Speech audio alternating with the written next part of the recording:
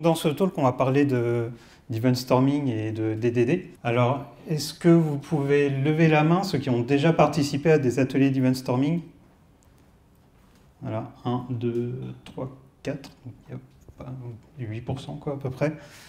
Et vous pouvez lever la main, ceux qui n'ont jamais entendu parler de Domain-Driven Design. À peu près la même proportion, 2, 3, 4, voilà, 8%. Bon. Très bien. Donc, moi, je m'appelle Loïc Broquet. Chez Sipios, je suis principal engineer.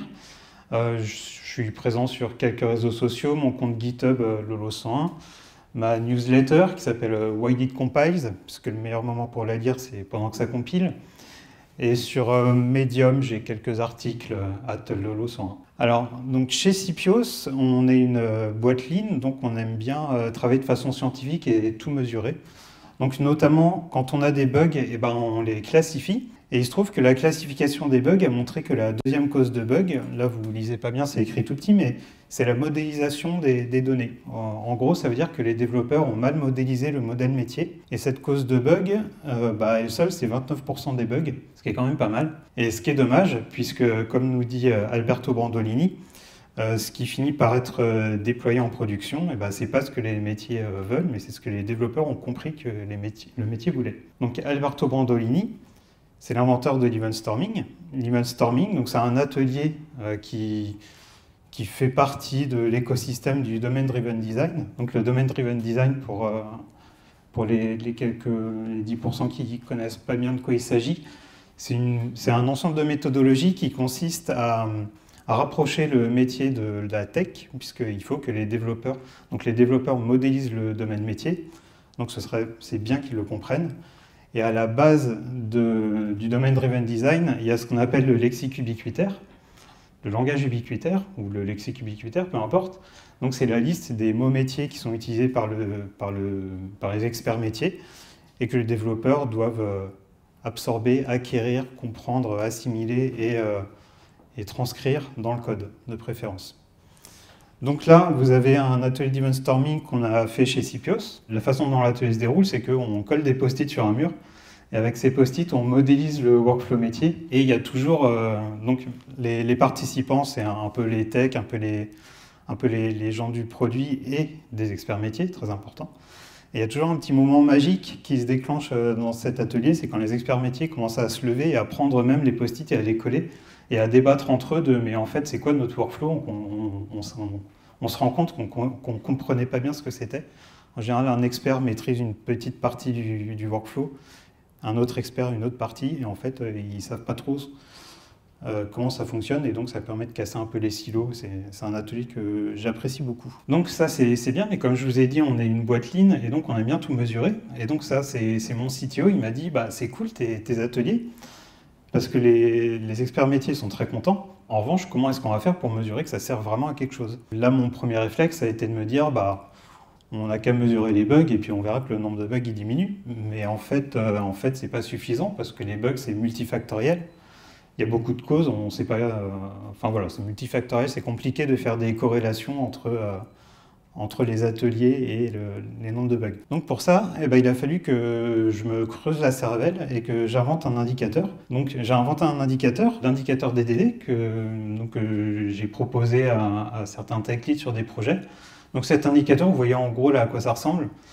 Donc vous avez il y a un petit script shell qui va qui va analyser le code source, qui va extraire tous les petits mots du code source et les compter et les trier par fréquence comme ça.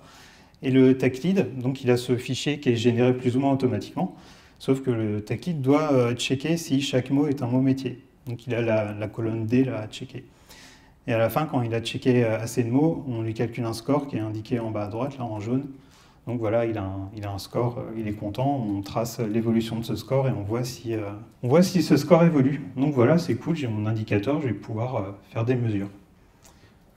Sauf que là, ça ne se passe pas tout à fait comme je l'espérais, puisque j'ai des retours des tech leads qui ne sont pas forcément encourageants. Parce que par exemple, voilà, ils ont ils ont des scores qui sont pas toujours très bons, ils savent pas quoi en faire, ils savent pas quelles actions, ils savent pas à quoi ça sert finalement. Ils ont un score, bon, qu'est-ce qu'on en fait, on sait pas trop. Donc il a fallu que je me creuse encore plus la cervelle et que j'arrive à faire évoluer mon script, à tirer une version 2 et puis une version 3, à faire de la doc. Là, c'est un morceau de la doc que j'ai écrit pour les tech leads, avec quelques petits quick wins pour améliorer leur score. Parce que ça fait toujours plaisir quand on a un score de le voir s'améliorer, mais encore faut-il savoir comment s'y prendre. Donc voilà, quelques petits quick wins et de la doc un peu plus consistante. Donc ça, c'est la nouvelle version de l'indicateur où c'est cool, il y a des couleurs en plus.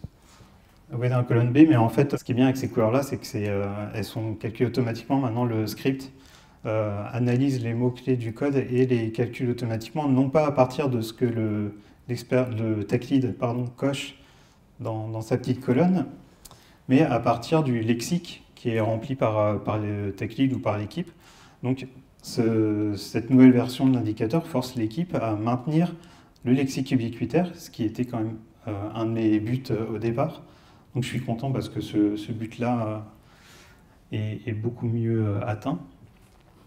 Et il calcule un score qui n'est plus un scalaire comme on a vu tout à l'heure, mais c'est une courbe maintenant qui donne un peu plus d'insight sur le code. Voilà, donc il y a le score, il y a la forme de la courbe qui donne une idée de la répartition des mots métiers et des mots techniques dans le code. C'est un peu compliqué à interpréter. En fait, je ne sais pas exactement comment l'interpréter. J'ai qu'une vague idée, je ne sais pas trop ce qu'on va en tirer. Mais surtout, là, c'est l'état où j'en suis aujourd'hui. Mais surtout, ce qui m'intéresse, c'est que maintenant, l'analyse du code se fait à base d'un analyseur d'arbres syntaxiques, ce qui me permet de savoir non seulement quels sont les identifieurs que j'analyse dans le code, mais de tirer aussi encore beaucoup plus d'informations du code, qui, pour l'instant, je vous l'avoue, je ne sais pas encore comment en servir. Mais l'idée qui me trotte dans la tête, c'est de faire une sorte de sonar cube du Domain Driven Design.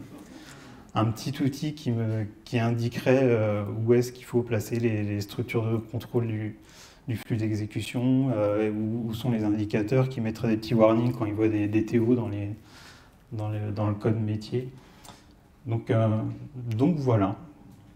Et c'est déjà terminé. J'espère que vous avez passé un bon moment. Et alors que vous ayez aimé, que vous ayez détesté, je vous demanderai de me faire un petit cadeau.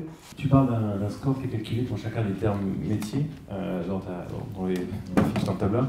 Qu'est-ce qui mesure le score exactement? Comment est-ce qu'il est calculé?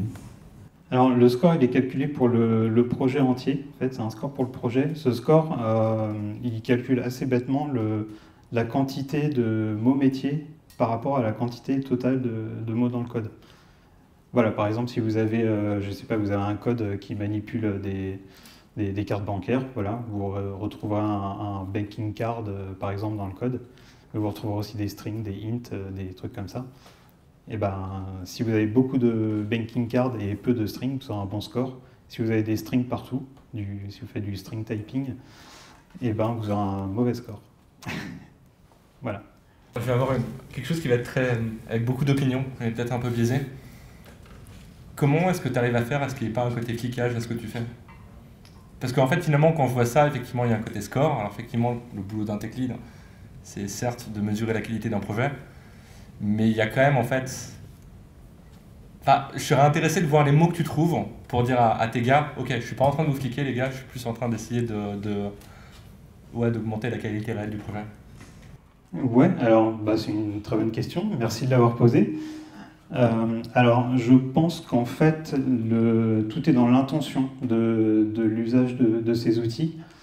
Alors, encore une fois, chez Sipios, on a une méthodologie Lean, donc on est très porté sur la transparence. Et notamment, toutes les semaines, au sponsor, on lui montre ce qu'on appelle une slide 3S ou une slide 4S, ça dépend des équipes, dans laquelle on montre des scores déjà, des scores de stabilité, de speed, de sustainability et de security. Donc il y a plusieurs indicateurs sur le produit qu'on lui livre. Et en fait, cet indicateur DDD, c'est une composante, enfin, en tout cas, moi mon but c'est que ce soit une composante du score de stabilité. Donc voilà, En fait, voilà, oui, enfin, c'est pas pris comme du flicage. Je pense que ça pourrait l'être dans une boîte qui a un mauvais mindset et qui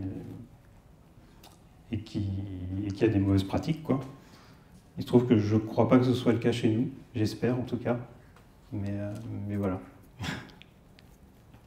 Merci pour le talk. Je trouve l'idée assez marrante de calculer le nombre de mots techniques et métiers. Ma question, c'est en général, il y a combien de mots dans des fichiers Excel? Et plus généralement, ça prend combien de temps de le remplir et à quelle fréquence? Est-ce que ça ne devient pas trop chronophage? Alors, le remplissage du fichier est automatique, donc ça prend très peu de temps en fait. Enfin, c'est une ligne de commande à lancer et ensuite, il y a des actions manuelles, il y a un copier-coller à faire. Enfin, il y a une ligne de commande à lancer qui génère un fichier texte. Il faut copier-coller dans l'Excel et c'est fini. En général, ça dépend des projets. Les tout petits projets, il y a quelques dizaines de lignes. Les gros projets, il y a quelques centaines de lignes, 200, 300 de cet ordre-là. Et voilà. Et est-ce que c'est pas chronophage? Alors la première version était assez chronophage parce que le tech lead devait cocher à la main suffisamment de mots pour avoir un score significatif. Dans les dernières versions, le travail à faire est beaucoup plus léger. En fait, il est important au début parce qu'il faut remplir le lexique ubiquitaire. Mais après, ce lexique ubiquitaire, il ne bouge plus beaucoup. Quand il y a des nouvelles fonctionnalités qui arrivent, il faut rajouter quelques termes. Mais après, ça ne bouge plus, donc c'est beaucoup moins chronophage à la longue. Est-ce que tu prends en compte des cas limites? Je pense à un cas limite, par exemple, c'est je mets en commentaire tous les mots-clés que je veux. Et du coup, un développeur filou, il pourrait le faire pour augmenter son score. Ouais, alors ce problème, on l'avait avec les premières versions, avec la version 1 et 2 qui n'était pas basée sur un analyseur syntaxique. Donc là, il y a eu quelques bugs, effectivement. Il y a eu notamment des chaînes de caractères qui contenaient slash étoile et du coup, mon analyseur, enfin, c'était pas un analyseur, mais mon parseur, il croyait que c'était le début d'un commentaire, donc il skippait tout le code jusqu'à la fin. Donc il y avait une partie du code qui était tronquée. Là, comme il y a un analyseur syntaxique, je crois plus avoir de problème. En tout cas, j'ai pas détecté de problème comme ça. Si tu écris ton code de manière un peu particulière, par exemple avec l'archi hexagonal ou ce genre de choses, est-ce que tu peux ne pas avoir à analyser tout le code, mais à te focaliser sur des parties du code un peu particulières qui sont plus orientées métier que d'autres? Voilà une question qui me fait plaisir. En réalité, cet indicateur est pensé pour du code écrit en architecture hexagonale. Et le code qu'il prend en compte, c'est le code qui est dans le package domaine. En fait, voilà, il sélectionne les sources, il ne prend pas toutes les sources, il prend que les codes qui sont dans le package domaine, à l'exclusion des tests. Et voilà. Par rapport au lexique, lorsqu'un développeur commence à coder une feature, est-ce qu'il se réfère automatiquement à ce lexique-là? Est-ce qu'il a plus de liberté pour enrichir le lexique, ou est-ce que quel est l'avis le retour des développeurs par rapport à ce lexique-là? Est-ce que ça n'introduit pas une contrainte supplémentaire qu'il faut respecter? Et aussi, est-ce que ça a facilité le nommage, par exemple, des variables, des fonctions? Encore une fois, c'est une très bonne question.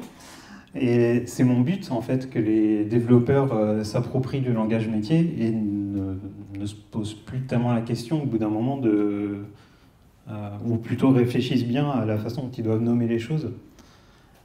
Et s'ils peuvent après remplir eux-mêmes le lexique, c'est parfait. Moi, je pense qu'aujourd'hui, sur les projets, c'est surtout les tech leads qui endossent cette charge. Pour moi, idéalement, tous les membres de l'équipe devraient s'approprier cet outil.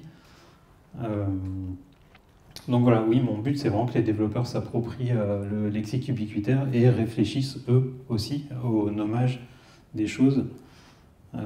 Et voilà. Est-ce que ça répond? Comment c'est perçu par les développeurs? Comment c'est perçu par les développeurs? Alors pour le moment, j'ai pas beaucoup de retours de développeurs, c'est surtout les tech leads qui me font des retours. Et je crois que les développeurs pour l'instant ne sont pas trop impliqués, mais bon, c'est assez récent comme outil. C'est toujours en phase de déploiement, je forme régulièrement des tech leads sur cet outil, donc c'est pas Pour l'instant, ça ne m'inquiète pas que ce soit encore pas plus imprégné que ça, mais j'aimerais vraiment que ça le soit.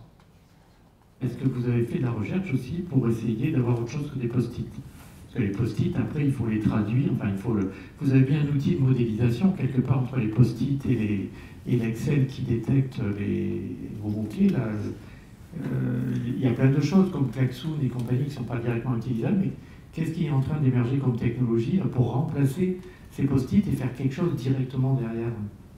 Alors, moi, je ne milite pas pour remplacer les post-it. Enfin, je trouve que ça a ce côté facile et dynamique et présent, physique, que je trouve qui a sa propre valeur. Après, évidemment, c'est vrai que le workflow qu'on obtient à la fin, après on le digitalise. Pour le digitaliser, on passe par Whimsical. C'est l'outil qu'on utilise. Donc on le digitalise par Whimsical. Mais après, pour passer à l'Excel, lui, il se base sur le code source. Donc, et après, il y a une étape de traduction qui doit passer par les mains d'un développeur. Il n'y a pas d'autre choix.